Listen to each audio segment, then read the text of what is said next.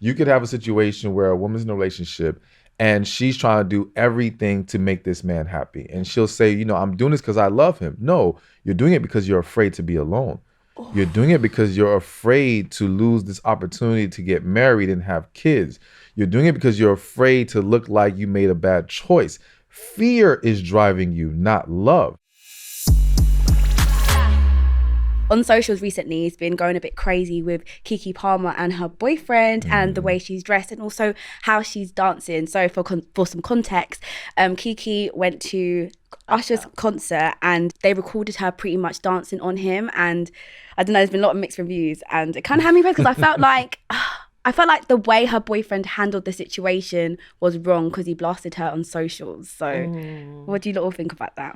So there's a lot of layers to it, but I start with one, it's about those two people have to establish what the boundaries are in their relationship. Yeah. And so if those boundaries were established and she crossed that line, it's inappropriate. Because at the end of the day, if we switched the roles and it was a man doing it, let's not act like it wouldn't be viewed as inappropriate. Yeah. So I think that's a big problem. Now, I know I had the same reaction to him addressing it publicly. Yeah. I'm not a big fan of going to the internet. However, I understand when you feel like you've been disrespected publicly, you feel like you have to address it publicly. And for him, he's probably thinking, okay, I need the world to know I'm not okay with this because they're going to be looking at me like, oh, your girl's over here doing this, that, and the other. And to a man, that makes him look bad.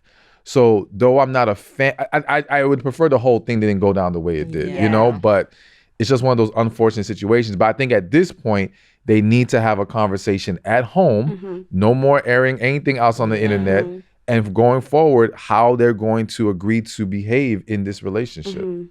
What did you think of it, Adeola? I would say the same. I think for me, it was the blasting her online. Yeah. And then my thing as well was like, I feel like it kind of shows that, well, what I got from it is that I feel like their relationship was probably already rocky before that incident anyway, because I feel like you couldn't wait for her to get home, or you didn't see her when she was going, like leaving the house to know like what she was wearing.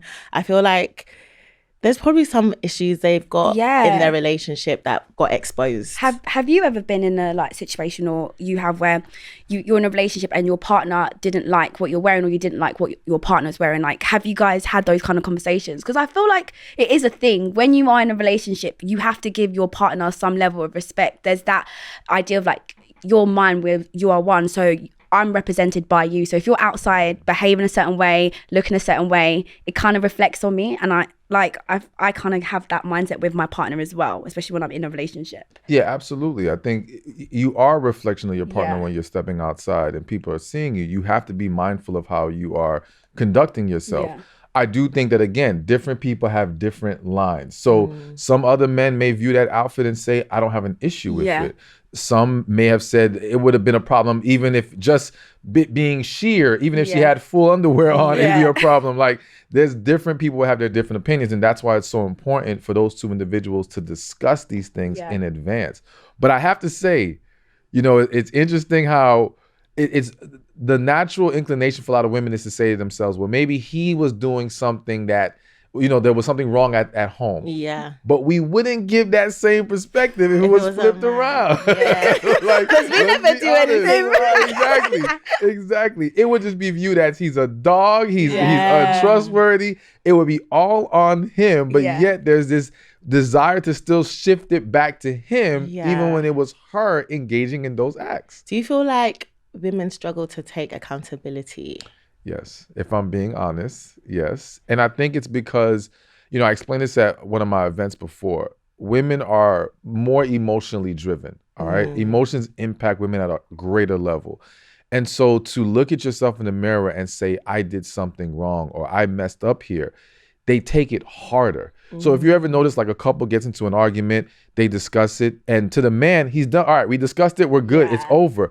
The woman is still dwelling in it. It's still hitting her. She's internalizing it longer. So for that reason, because it's such a tougher pill to swallow, women will tend to run away from it more. Not saying that no woman holds herself accountable, but I do think it's a greater struggle for the average woman compared to the average man. It's so it's not complicated, but I know what you mean. I guess so. I feel like we are so.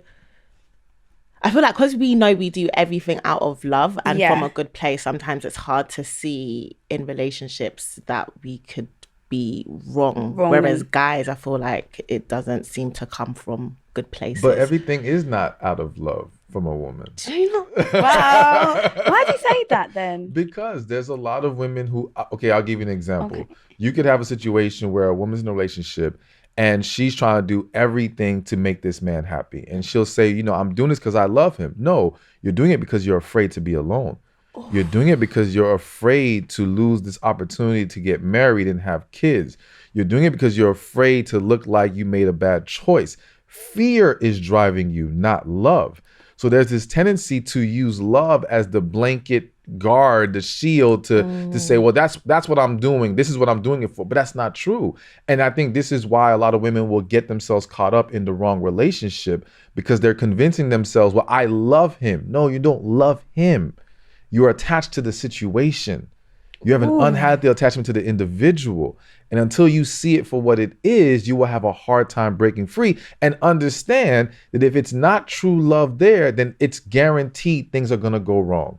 So how do you know when you're operating out of fear and out of love? Well, I think, you know, you have to, everyone needs to heal. Yeah. Everyone needs to go through the process of healing, because that will help you really discover if you're holding on to things and if there's unresolved issues there. But again, I think everyone has to ask themselves, when we say I love them, why? Why do I love them?